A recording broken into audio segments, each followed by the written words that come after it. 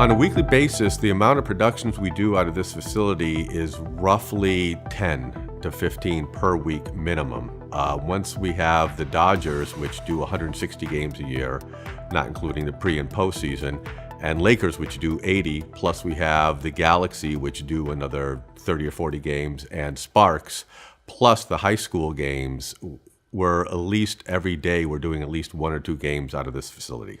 We are heavy into IP transmission. We try to keep satellite to a minimum.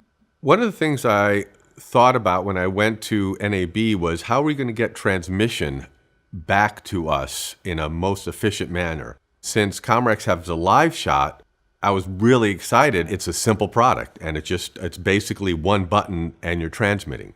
And the ability to have return video and return audio is amazing. When we do a high school game, the two big offs are production and transmission. And production, you can't really change that much because you want to have a definite quality to the high school game that brings it above just a guy with a camera and one transmitter. So we don't really change that. But the big thing we could change is a transmission. Because normally we'd roll a satellite truck out there, which a satellite truck with space time, with the time on the satellite, you're talking minimum $3,000. And the problem with that is when you start doing 20, 30, 40 high school games, a month, that adds up quickly. And at that point, it becomes cost prohibitive to do these games at a quality you need it. The critical thing, it has to be of a good quality, and it has to be a consistent quality, and it has to be at low latency. And that's our 3 criteria that we need, to meet.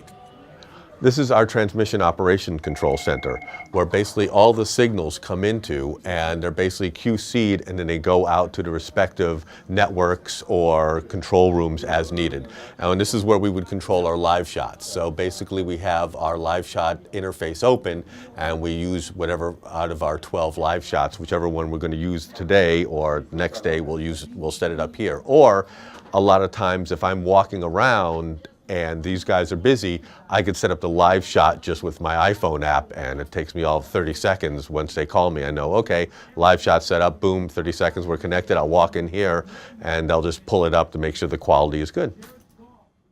2 things we need are good quality and low delay. And a lot of the other systems, they do offer good quality, but at 10 to 12 or 14 seconds delay, and we really can't do that. We need to have it, and it has to be constant. Because, we could slip a little bit on delay, but we can't have it go from 2 seconds to 20 seconds to 4 seconds of that to whatever, because we're timing out commercial breaks. And when they do countdowns, it needs to be, we need to count down from the truck, and we need to know that the countdown is constant.